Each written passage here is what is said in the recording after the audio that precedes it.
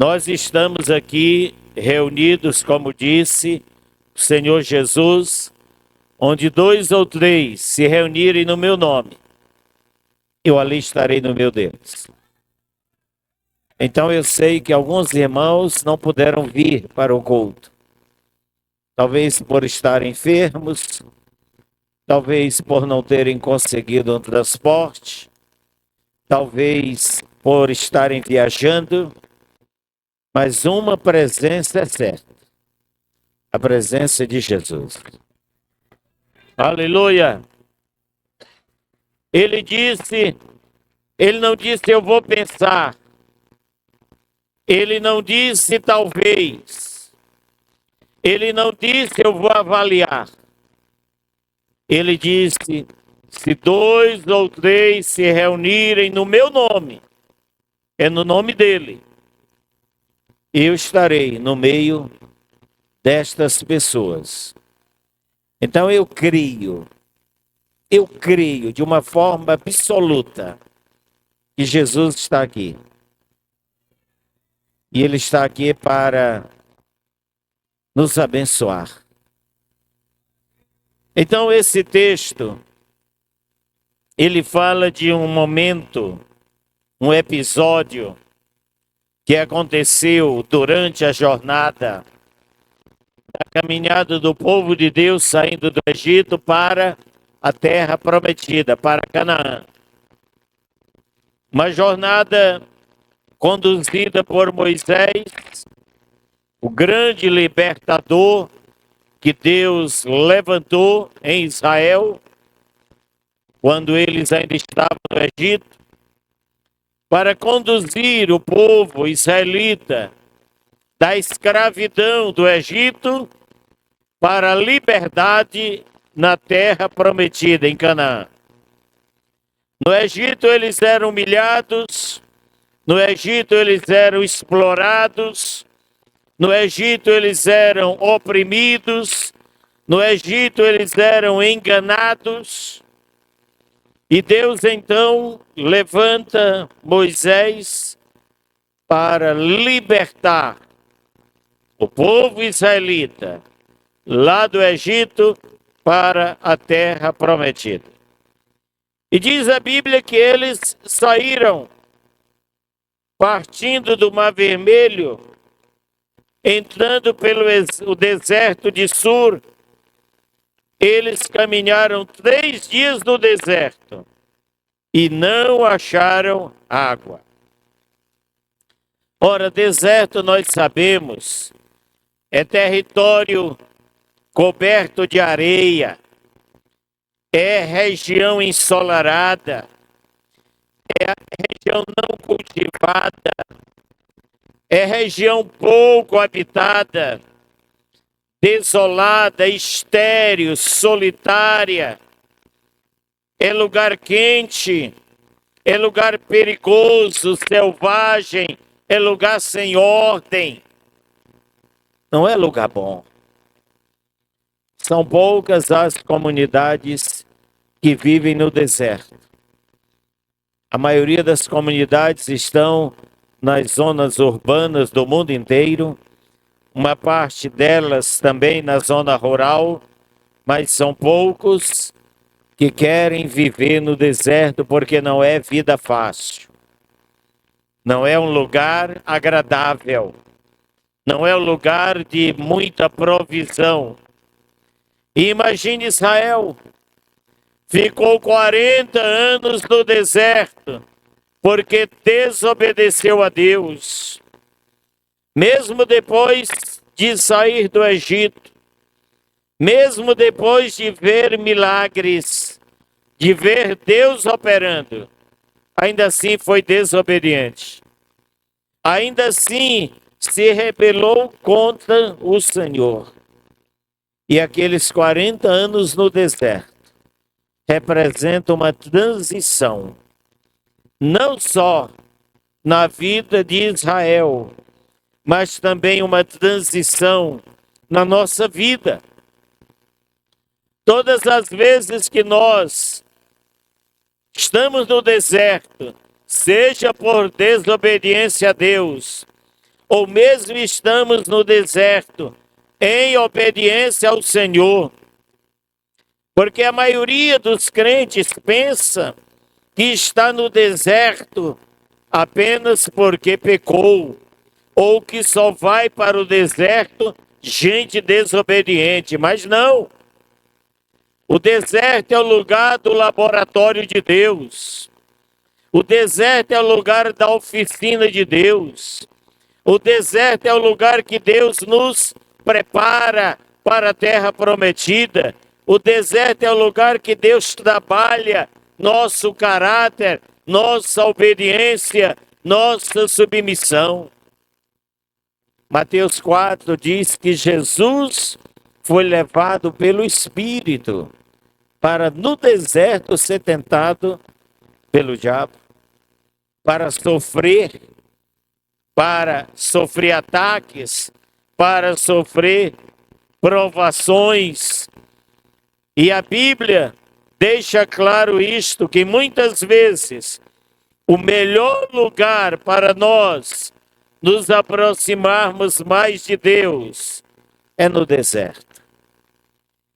Mas Israel, nesta transição por desobediência, ficou 40 anos no deserto. E ali foi onde Deus operou grandes mudanças. Ali foi onde Deus operou grandes transformações. Foi ali onde Deus operou a mudança completa de Israel, para que Israel pudesse experimentar o melhor do que Deus tinha para a vida dele. Então, amados, nós precisamos saber que o deserto é um lugar onde Deus opera. Diga comigo, o deserto é um lugar onde Deus opera transformação, mudança, libertação. É ali onde Deus opera na nossa vida. É ali onde Deus ministra na nossa vida.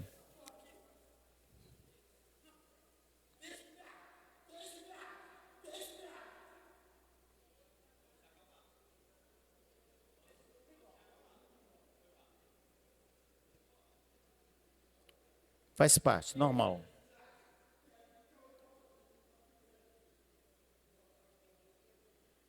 Normal, faz parte. Faz parte. Vamos continuar. Então, o deserto é esse lugar difícil que nós não queremos ir.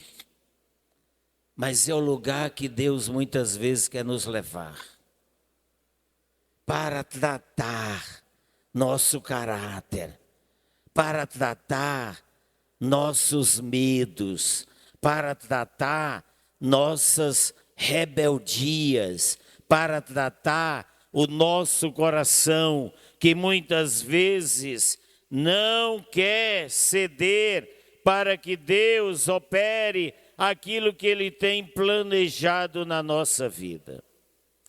Então não veja o deserto só como algo, um lugar que vai porque pecou, um lugar que vai porque Deus quer tratar a tua desobediência. O deserto muitas vezes gera oportunidades. Gera oportunidades. Quantos milagres Israel viu no deserto? Deus operando. Quantos livramentos Israel viu no deserto? Porque deserto também é lugar de oportunidades. Aqui o texto diz que eles caminharam 3 dias sem água. O que mais uma pessoa do deserto precisa é de água. Mas foi o que faltou. Porque deserto é um lugar seco. Deserto é um lugar que não há fertilidade. Com frequência não se encontra água. E diz a palavra que eles chegaram a Mara. Verso 23 diz: afinal quer dizer, finalmente eles viram uma esperança. Finalmente eles se alegraram pelo que eles viram. Afinal, chegaram a Mara. Mas as águas eram amargas. Eu não sei se você já viveu aquela situação que diz assim, pode se tornar pior, né? A gente está passando por um momento difícil, um momento de dor, um momento de angústia, e quando você imagina, chegou a vitória, chegou o livramento, chega o pior. Eles, depois de andarem 3 dias, você imagina aquele povo correndo para aquelas fontes, a mãe dizendo, água, água, o menino correndo, o pai correndo. Quando chegam lá, a água é amarga. Ou seja, se a situação era difícil, ela se agravou. E o que faz o povo? Faz algo que nós devemos ter cuidado para não fazermos quando estivermos no deserto. Achar um culpado. Achar um culpado. E eles acharam culpado. O povo, diz a palavra, murmurou contra Moisés, dizendo, e agora, o que nós vamos beber? Olharam para Moisés e disseram, você é o culpado. Você nos tirou lá do Egito. Você nos trouxe para um lugar que não tem água para se beber. Nós vamos perecer, nós vamos morrer de sede e o culpado é você.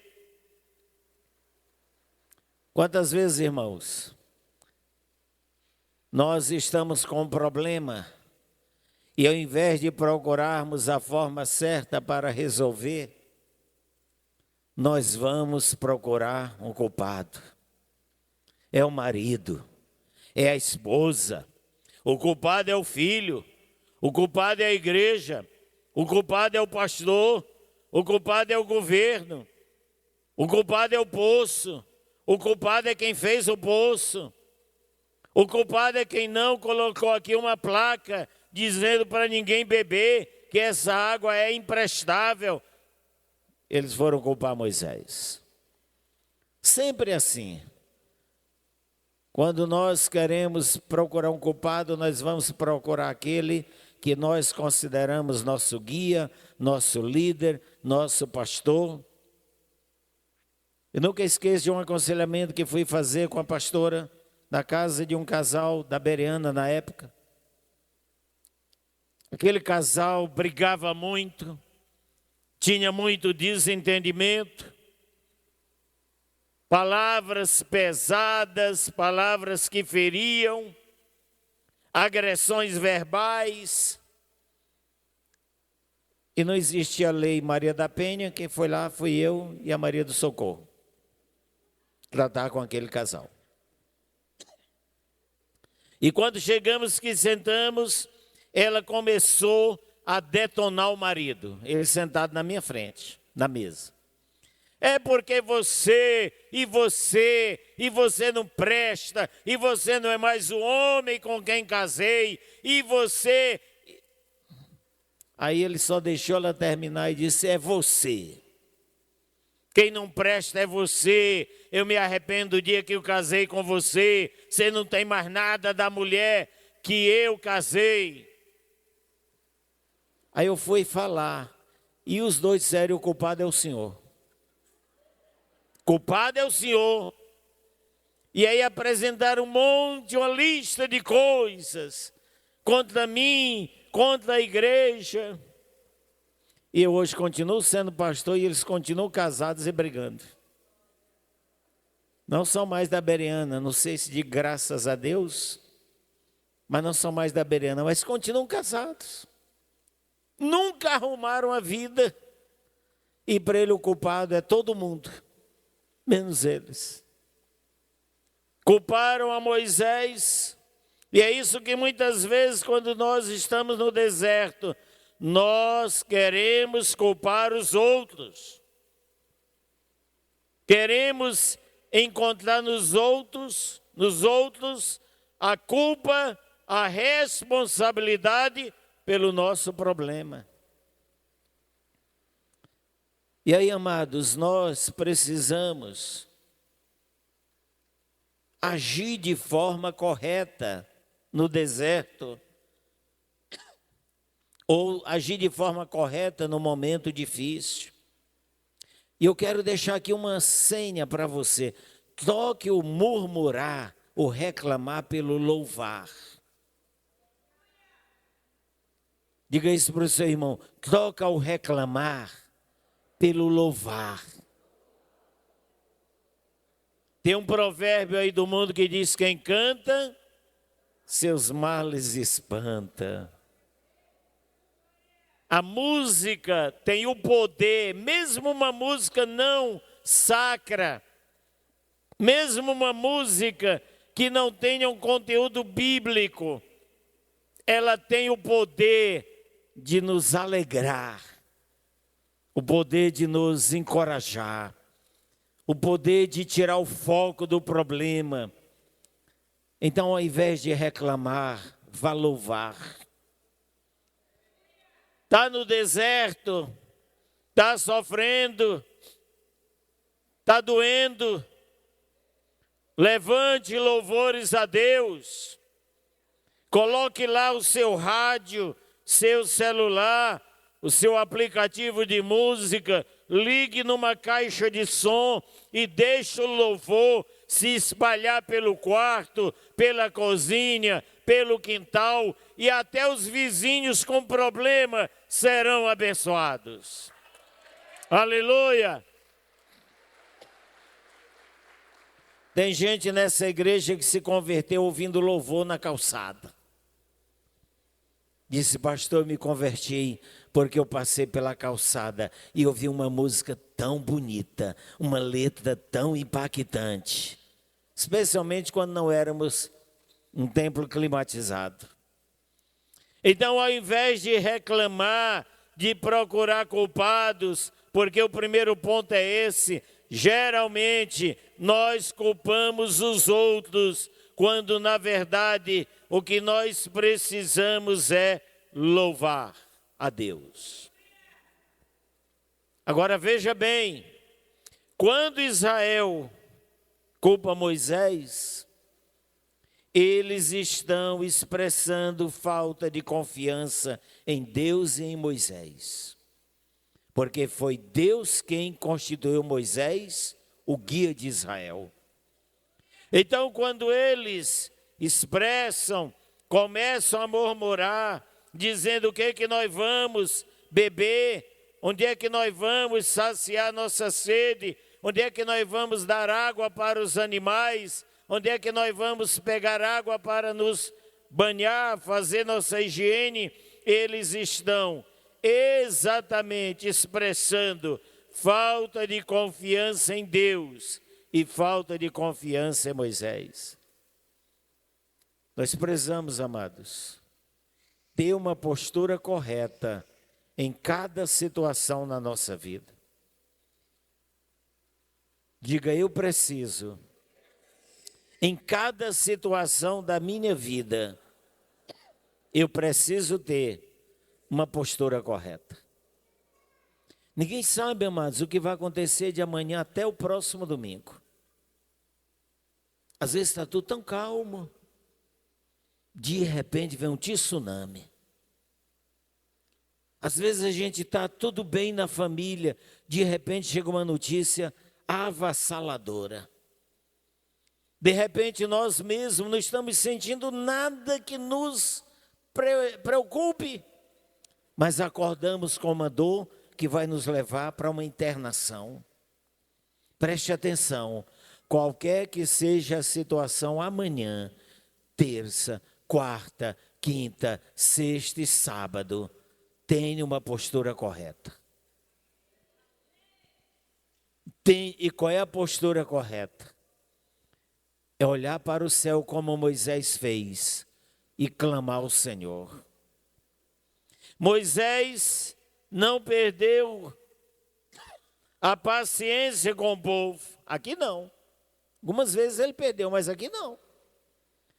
Ele não perdeu a paciência com o povo, ele não foi gritar, ele não foi levantar a voz, ele não foi expulsar ninguém da congregação. Diz a palavra que Moisés clamou ao Senhor. Ele disse: quem me mandou foi Deus. Não foi este povo que me mandou trazer essas pessoas para a terra prometida. Quem me mandou foi Deus. Se foi Ele, Ele sabe como resolver o problema. Ele clamou ao Senhor.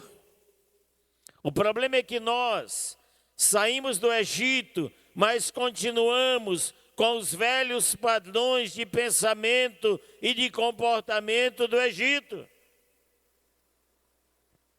Irmãos, teve gente que só mudou de congregação. Estava numa congregação,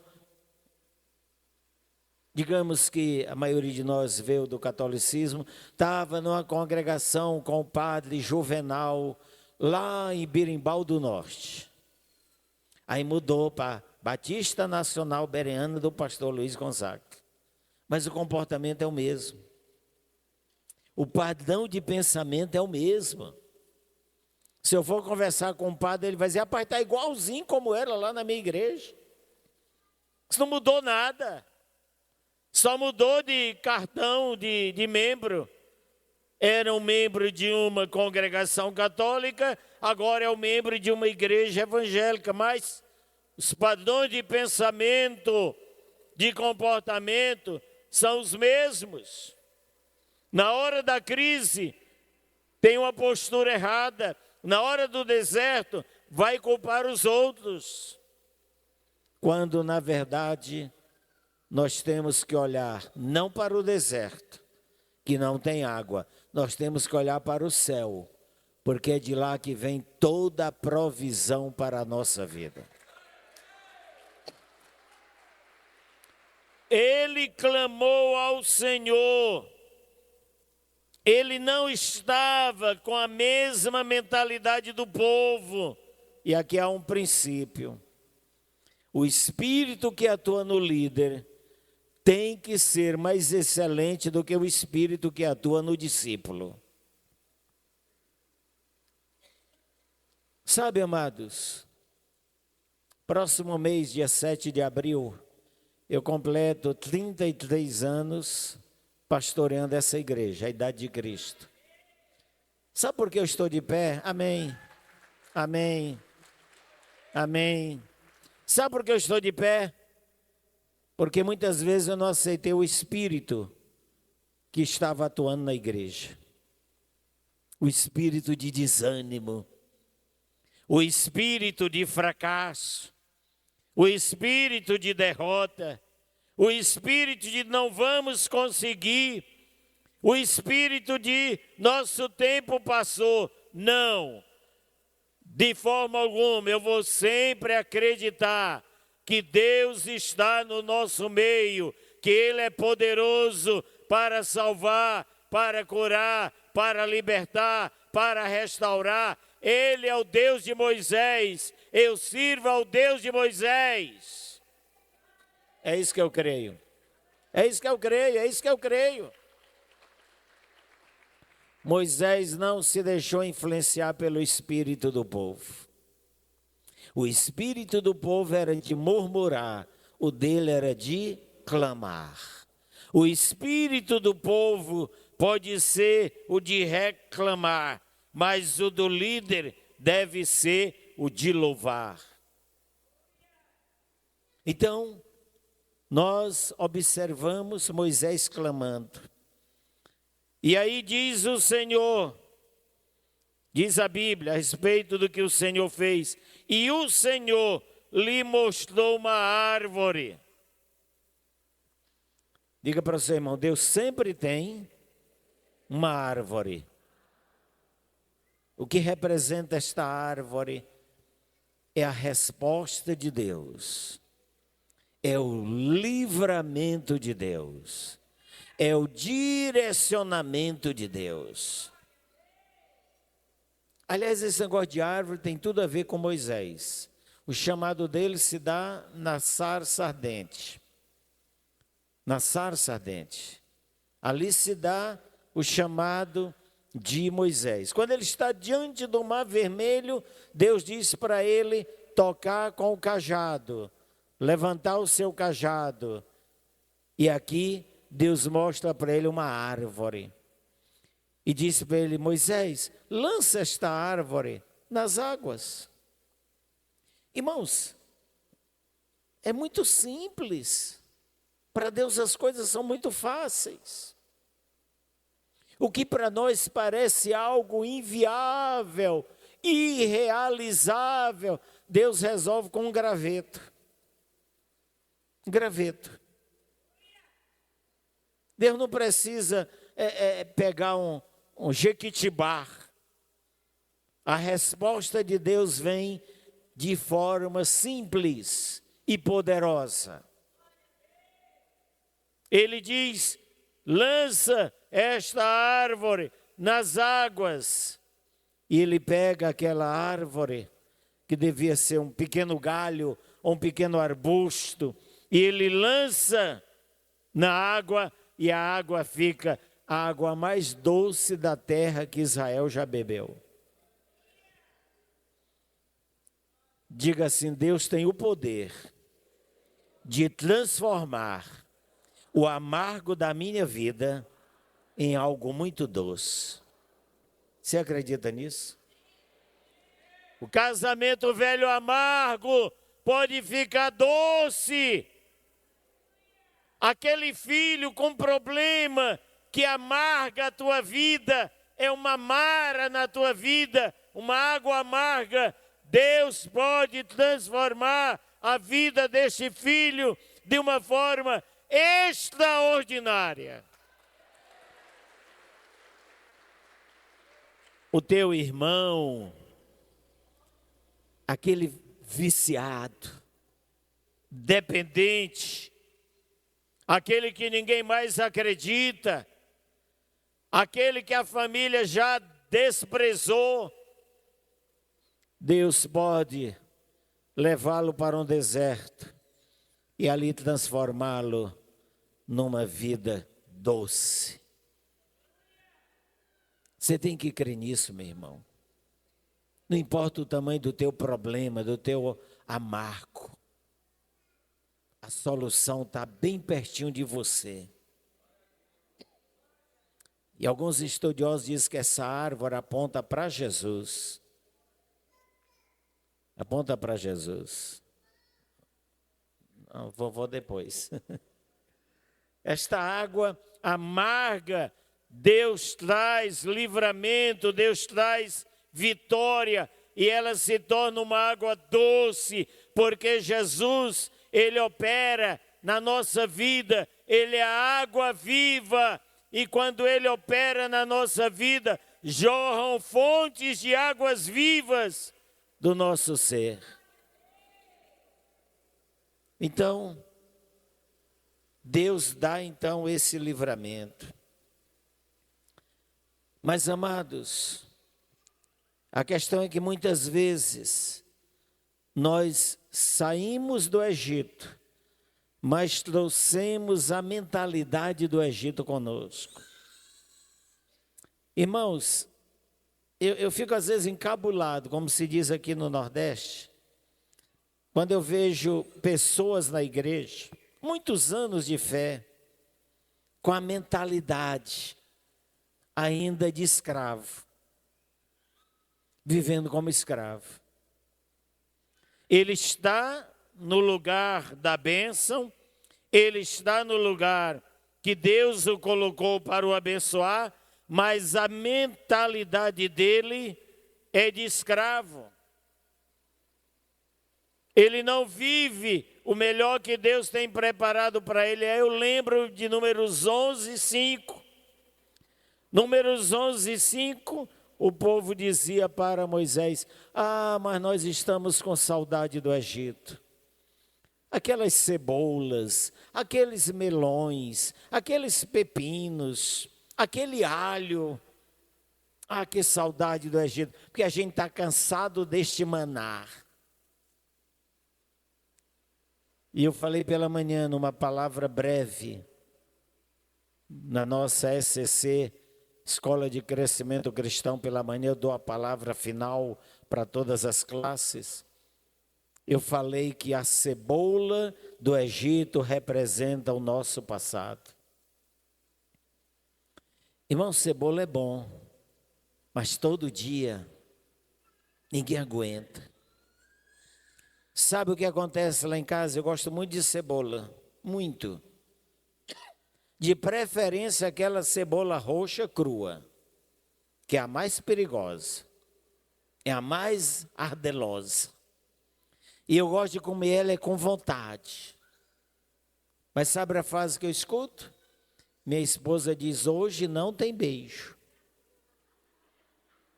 É quantas vezes eu comer, como ela diz, hoje não tem beijo. Então já sei que naquele dia eu perdi o beijo.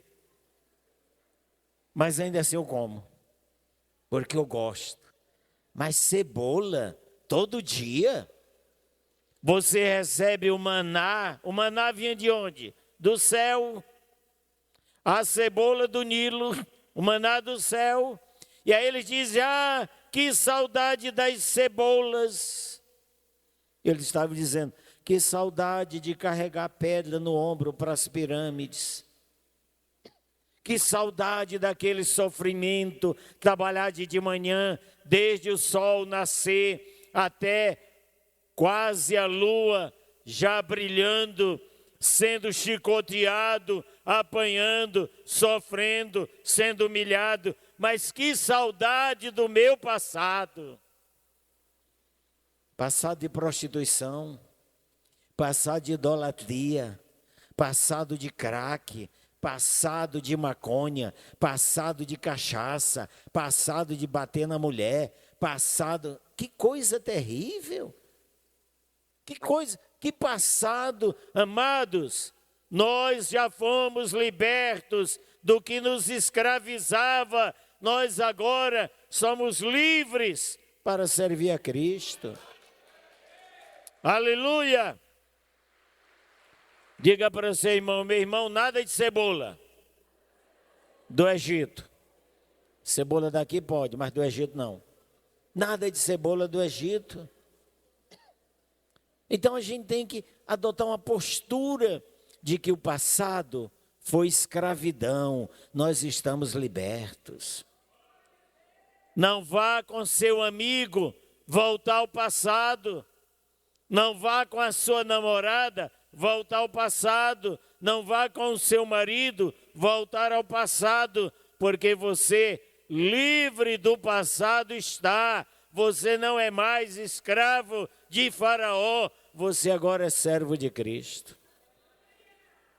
O maná representa o presente.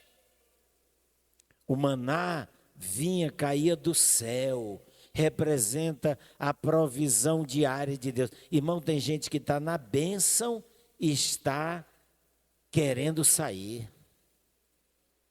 O maná é estar aqui na igreja, recebendo a palavra, na torre de oração, orando, é estar servindo ao Senhor na célula, é estar levando vidas para o encontro. Isto é o maná de Deus, é provisão de Deus, mas tem gente que quer sair. Está zangado já, enfastiado do maná, não quer o maná.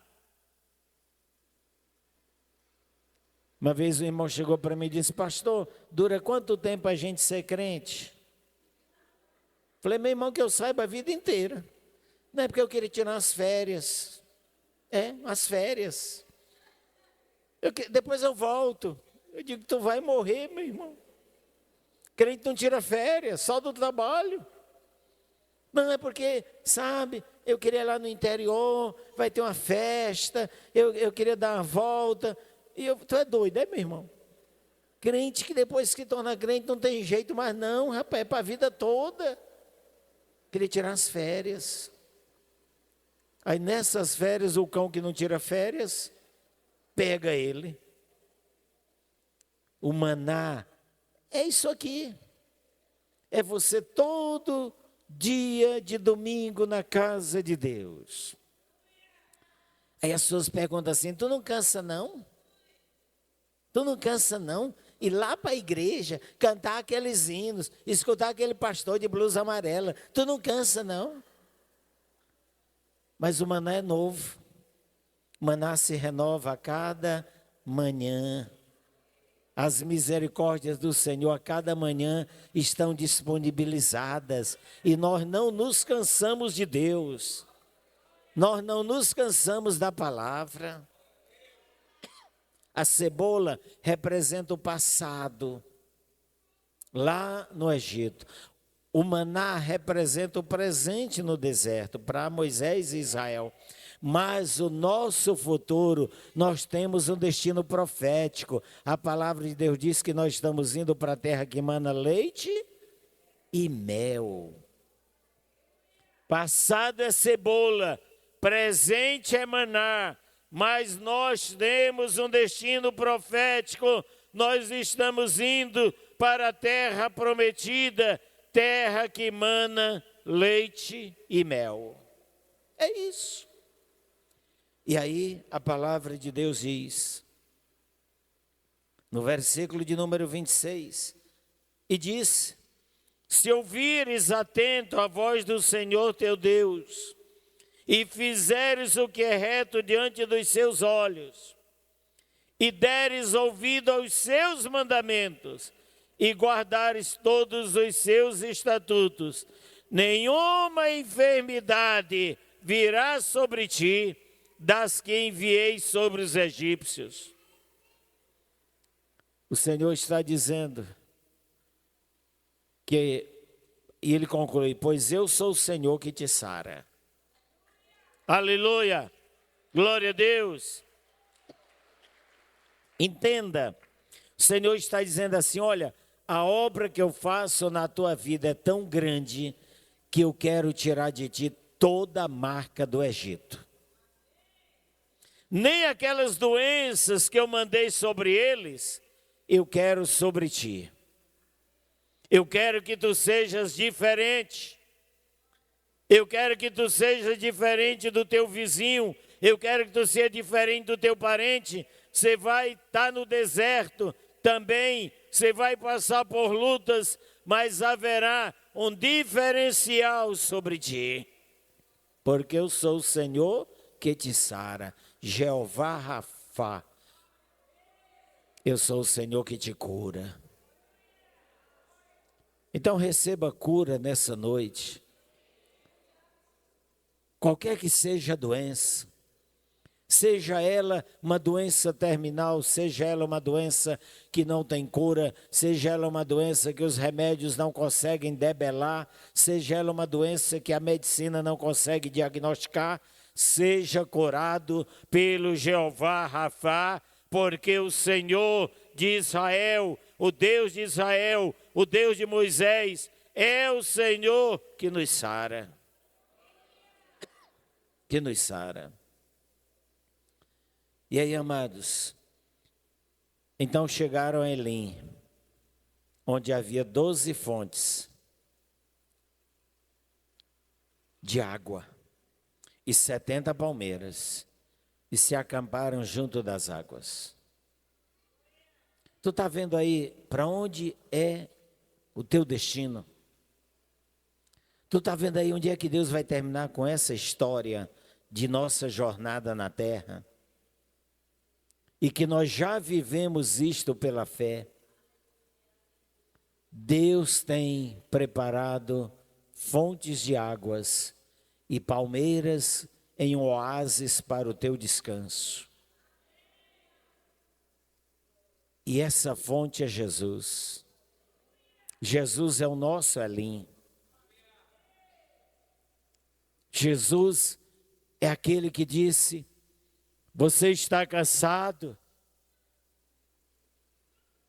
Eu não tenho dificuldade em ver crente cansado fisicamente, mas eu tenho dificuldade em ver crente cansado espiritualmente.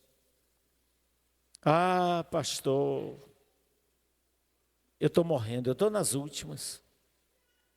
Não. Jesus disse assim: você está cansado? Venha a mim. Eu vou levar descanso para a tua vida. Eu vou levar paz para o teu coração. Eu vou levar alegria para o teu espírito. Sabe, amados, Deus tem um lugar de repouso para os nossos desertos. Deus tem um oásis para as nossas lutas. Deus tem um lugar onde nós vamos descansar. Não é só no céu, não. Ah, pastor, é lá no céu, né? É no céu, mas também é na terra. Jesus não nos salvou só para nos levar para o céu. Ele nos salvou para nos dar uma vida plena, uma vida em abundância. Ele disse: eu vim para que vocês tenham vida e vida em abundância. Qual é o grande problema? É que muitos de nós saíram do Egito, mas o Egito não saiu dele. A mentalidade é de escravo.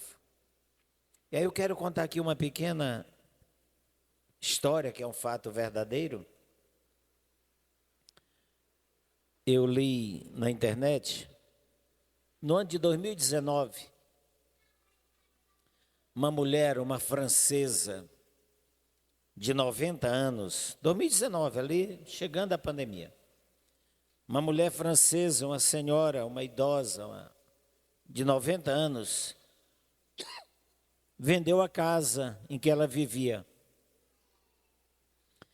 E aí ela começou a juntar seus objetos para sair da casa, pediu ajuda de um pessoal de uma imobiliária para ajudá-la a recolher as louças, embalar para o carro da imobiliária, da transportadora pegar, levar para o outro imóvel. E chamou a atenção do pessoal da imobiliária que veio pegar os móveis para levar para outra casa que ela tinha comprado. Um quadro artístico na cozinha. Aquele quadro chamou muita atenção o pessoal. E eles perguntaram: esse quadro, a senhora sabe quem pintou? Ela disse: não. Isso é uma herança de família que eu recebi. Faz muitos anos que eu tenho ele aqui na cozinha, mas eu não sei exatamente, é uma imagem de Cristo, mas eu não sei exatamente de onde veio, de onde foi adquirido, só sei que é minha família, né? Meus pais me passaram como já herança dos meus avós. Eles disseram, então, podemos chamar um especialista, porque esse quadro parece algo tão antigo que a gente está com medo de mexer nele. Ele sofreu uma avaria e a imobiliária ser, com a transportadora, responsabilizados. Então, a senhora aceita que nós chamemos um especialista? E chamaram um especialista. E o especialista olhou para aquele quadro e disse: esse quadro, ele deve ser um tesouro. Esse quadro não é comum. O estilo, a tela, a pintura, não é comum. Eu vou chamar alguém que entende mais do que eu. Chamou um grande especialista. E aquele quadro era de um pintor italiano que tinha vivido em torno de 1240. Um pintor italiano, muito famoso. Que Quadros dele só deveriam existir uns 10 no mundo inteiro. Muito famoso. E o especialista chegou e avaliou, fez a mesma pergunta, quis saber a história daquele quadro. Ele disse: olha, este quadro, ele é o Cristo menosprezado. Foi pintado em 1280 por um pintor italiano chamado Giovanni. E este quadro é um tesouro, a senhora tem uma fortuna. E então, ela autorizou ele a fazer os devidos estudos da avaliação daquele quadro, e aquele quadro estava avaliado em 154 milhões de reais.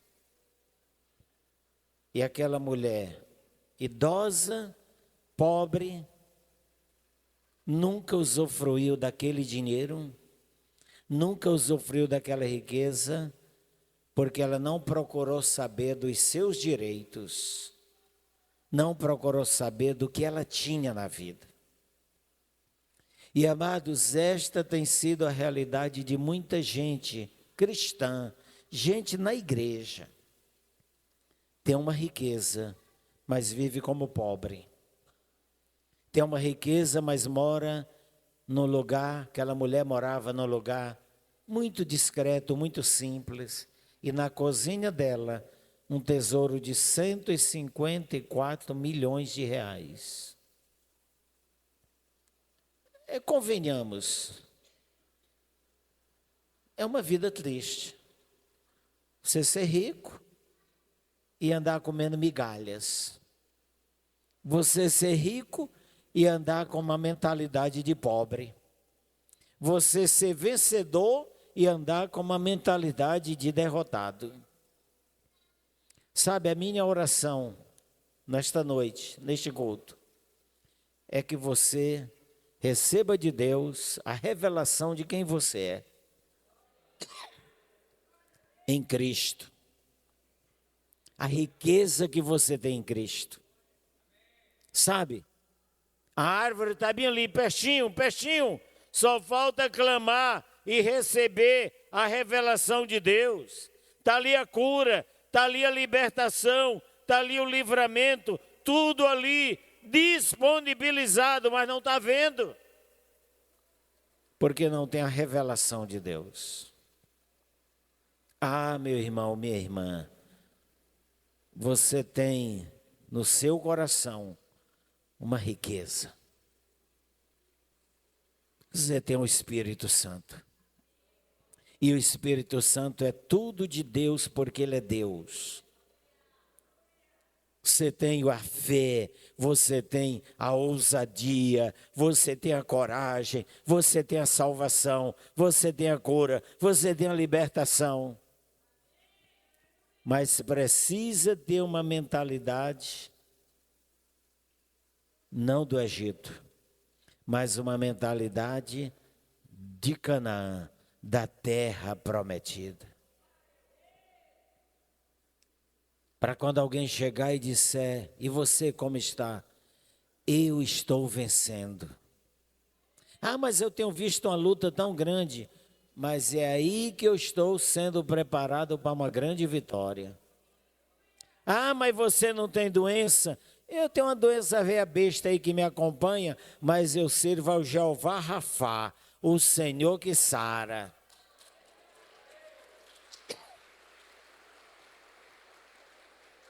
Ah, mas teu filho não quer nada com Deus. Você vai ainda dizer que meu filho é um grande servo de Deus. Aleluia. Mentalidade de vencedor e não de escravo. Boca de vencedor, olho de vencedor, ouvido de vencedor. No meio da seca. Porque esse negócio de seca tem a ver com a ação de Deus. No meio da seca, o profeta Elias diz para o rei Acabe: olha, rei, tome seu carro aí e corra para o palácio, porque está vindo um toró, uma tempestade grandiosa. Ah, mas eu não estou vendo. Mas eu vejo. Não tenho culpa de você não ver, eu estou vendo. Ah, mas eu vejo tão pequeno. Pois tu vai te afogar. Porque o que vem é muito grande. Mentalidade de vencedor. Quem tem mentalidade de vencedor, enxerga como vencedor, ouve como vencedor e fala como vencedor. Qual era o problema aqui? Cerrando a palavra. O povo saiu do Egito, mas o Egito não saiu do povo. Irmãos, não admita entregar sua fraqueza para o diabo. Quero concluir com esta. Quem entrega sua fraqueza para Deus, recebe força dele. Entregue sua fraqueza para Deus. Lá no cantinho, você vai ali, ó, vou ficar aqui que é melhor. Você vai ali, se ajoelha e diz, Deus, eu estou só um mulambo hoje. Oh Deus, Senhor, está difícil. Deus, eu estou tão fraco. Deus, eu estou tão sem coragem. Aí tu levanta e diz, para o diabo ouvir, eu estou muito forte, eu sou vencedor, saia da frente, capeta, porque eu vim cheio do Espírito. Porque o que você fala, o diabo escuta e faz arma para ele. Então lá no secreto você entrega a tua fraqueza para Deus, porque a Bíblia diz que Ele faz o quê? Quando estamos fracos, Ele revela o seu poder. Minha mãe estava indo para o culto, lá quando eu era criança, indo para o culto, eu atrás dela e aqui atrás mais 5 irmãos. Saiu um cachorro grande, que eu nunca tinha visto, bravo, feroz, para cima de nós. E a mamãe pegou a Bíblia aqui e meteu no meio dos olhos do cachorro. Pá! Cão! Sai daqui! O cachorro caiu e saiu correndo. Caiu. Porque o pastor dizia assim, quando o diabo se levantar, levante sua espada. E aqui estava a espada dela, ó. Então nós precisamos. Eu comecei a escrever um outro livro, chama-se Casos e Causos do Ministério. Eu contei esse, chama-se Biblada 2, que tem a Biblada 1, que essa foi no ser humano mesmo. Meu amado, você já é mais do que vencedor em Cristo Jesus. Mais está dizendo, é mais do que você imagina, mais do que você pensa, mais do que as pessoas dizem, é mais em Cristo Jesus. Coloque-se de pé, em nome de Jesus. Eu quero orar nessa noite pela igreja, mas quero orar também pelas pessoas que nessa noite vieram a este lugar, receberam esta palavra pela fé e desejam entregar a sua vida a Jesus. Desejam receber